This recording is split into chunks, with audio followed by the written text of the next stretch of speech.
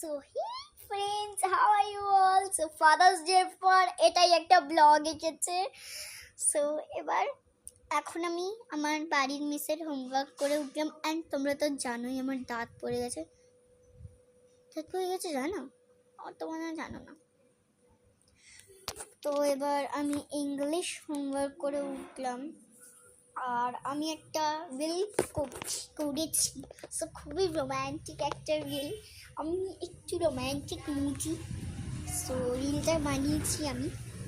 So তারপর আমি হেয়েছিও গানটাতে, তো তোমরা আই থিঙ্ক দেখেইছো। সো দেখেইছো। তো এবার হেয়েছিও গানটাতে আরেকটা করার ইচ্ছা ছিল কিন্তু পারিনি, না করেছি কিন্তু ইচ্ছা করছিল না।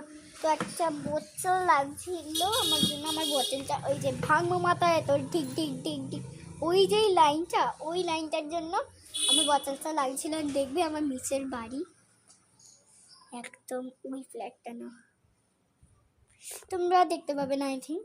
সো এই জায়গাটা এমনি সুন্দর, এমনি ভালো, কিন্তু একটা বাড়ি হচ্ছে তাই এখানে অনেক ইট বালি পাথর সিমেন্ট পড়ে আছে। আর এমনিতে জায়গাটা খুবই খারাপ।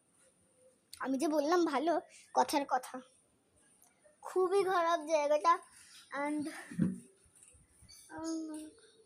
কি ভাই, উটকো মাথাও দেখতে পাই মাঝে মাঝে, উটকো মাথা। সো এবার কালকে বাবার একটা ওই অ্যাক্সিস ব্যাংকের কার্ড হয় না, ওরকম এসেছে। অ্যান্ড এটা কিউট, অ্যান্ড এটা আমার বাবা দিয়ে দিয়েছে। অ্যান্ড আজ আমার সাথে একটা স্টোরি ঘটেছে যে আজ আমি ঘুমাচ্ছি, এবার আমি বুঝতে পেরেছি বাবা উঠেছে, সে ভোরবেলা ঘুমাচ্ছি।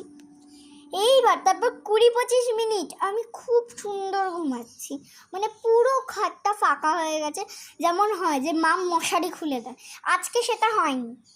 মানে পুরো খাট ক্লিন, সে পুরো হাত পা ছড়িয়ে পুরো ঘুমাচ্ছি।